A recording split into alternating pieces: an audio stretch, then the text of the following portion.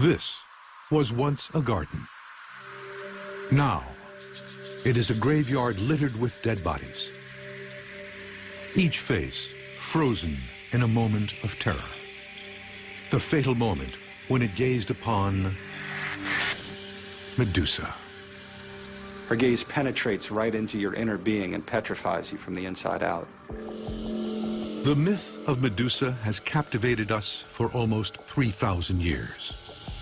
Today, her image still commands instant recognition around the world.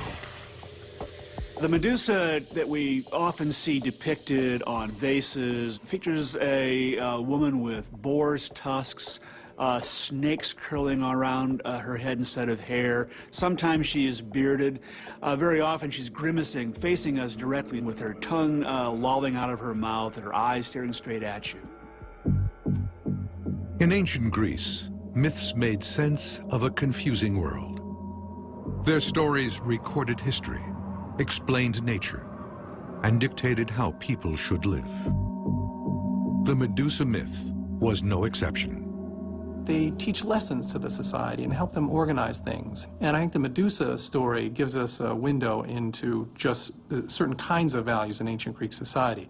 It surely gives a sense of kind of a rich portrait of men's experience, insofar as they may well have felt at some point in their lives completely under the spell of some bewitching type of woman. Medusa can crush a man with a single penetrating look. It is a power that makes her nearly invincible. The Medusa myth awakens a number of fears in people, especially men.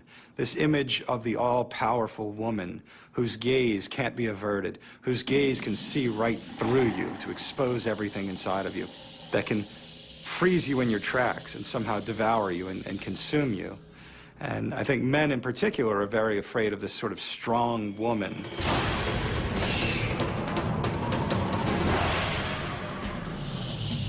To the ancient Greeks, Medusa's deadly image was one of the most terrifying in all of mythology.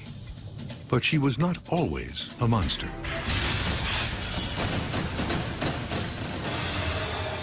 According to the myth, Medusa was once a ravishing woman.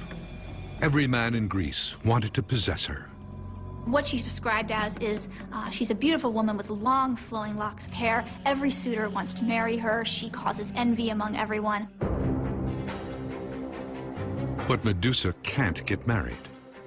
She is a priestess of Athena, the goddess of war, and bound by an eternal vow of chastity. Athena is the patron goddess of the great city of ancient Athens. She's also a virgin goddess.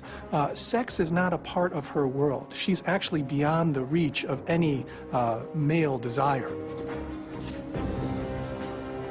Servants in her temple would have been expected to be virginal, so they could devote their energies not to domestic issues and child rearing, but to the goddess's service. Medusa, the hideous image of evil, starts out as a symbol of purity. This is the story, but could it be based on reality?